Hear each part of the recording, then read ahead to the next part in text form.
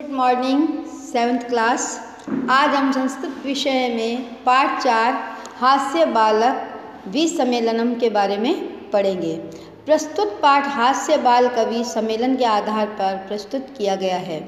इस नाटिका में विभिन्न प्रकार की वेशभूषा धारण करने वाले 4 बाल कवि मंच के ऊपर बैठे हैं। नीचे श्रोतागण हास्य कविता सुनने में उत्सुक हैं। अर्थात छात्र छात्राओं ने हास्य बाल कवि सम्मेलन के रूप में एक नाटिका का आयोजन किया है और श्रोतागण जो हैं वो नीचे सुनने के लिए उत्सुक हैं कि इस नाटिका के द्वारा किस प्रकार बाल हास्य कवि जो हैं वो किस प्रकार अपना नाटक प्रस्तुत कर रहे हैं। इसमें गजाधर नाम का पात्र कहता है कि मैं सबसे पहले वैद्य को लक्ष्य मान करके कविता सुनाता हूँ।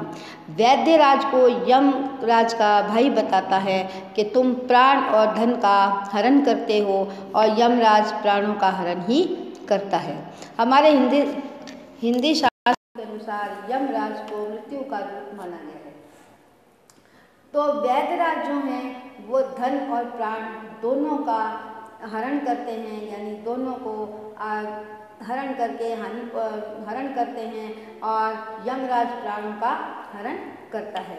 तो वैद्यराज यदि धन का अर्जन करते हैं, उसको दवाई देते हैं किसी बीमार व्यक्ति को, तो वो नहीं बचता, तो इसका मतलब है कि उसने धन का भी हरण किया है और उसके प्राणों का भी हरण किया है।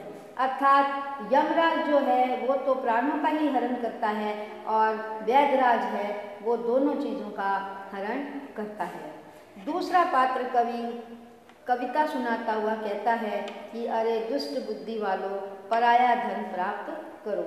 तो इसमें जब दूसरा पात्र आता है तो कविता सुनाते हुए कहता है कि तुम पराया धन अर्जित करो, कैसे भी करो, लेकिन जितना तुम पराया धन अर्जित करोगे उतना ही तुम्हें सफलता मिलेगी। अन्न प्राप्त करो, शरीर का पालन पोषण उचित है।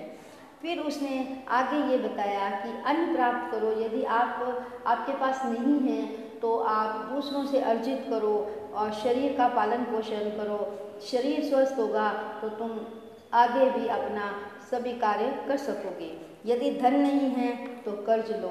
यदि आपके पास उचित खाने के लिए, पालन पोषण करने के लिए आपके पास धन नहीं है तो आप कर्ज लो और संतुष्टि प्राप्त करने वाले पदार्थों का सेवन करो जो आपके शरीर को स्वस्थ बना सके, और ऐसे पदार्थ का सेवन करो जिससे तुम्हें शरीर को संतुष्टि मिले और आपका शरीर स्वस्थ और बलवान बने।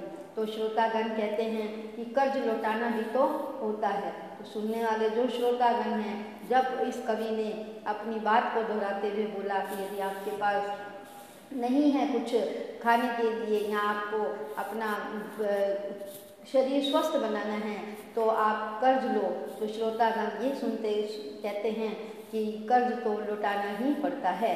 तो कवि कहते हैं कि घी पीकर परिश्रम करके कर्ज लौटा दो। तो उनका कहना है कवि का कि यदि आप कर्ज लो और घी पी लो, घी पीने का मतलब है कि ऐसे पदार्थों का सेवन करो जो आपके शरीर को बलिष्ठ बनाए और उसके बाद आप परिश्रम करके अपनी कड़े मेहनत से उस कर्ज को वापस लुटा दो। अब मैं सभी को नमस्कार करता हूँ। ये दोनों पात्र जो हैं उनको, श्रोतागणों को, सबको, जितने भी सम्मेलन में आए होते हैं उनको नमस्कार करता है।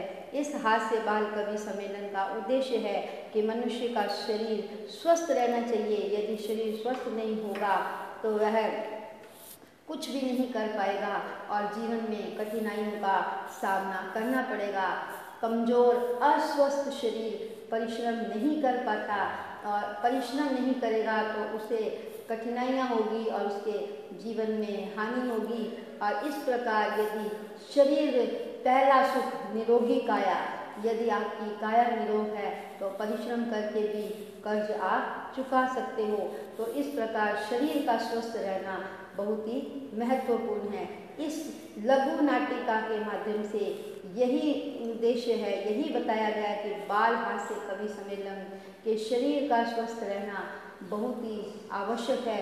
यदि शरीर स्वस्थ नहीं होगा तो कमजोरी से, अस्वस्थता से आपका शरीर निर्बल हो जाएगा और आप कोई भी कठिन कार्य नहीं कर पाओगे। इस पाठ का यही उद्देश्य है और उद्देश्य की पूर्ति करना बहुत ही आवश्यक है और इस पाठ का यही समापन होता है।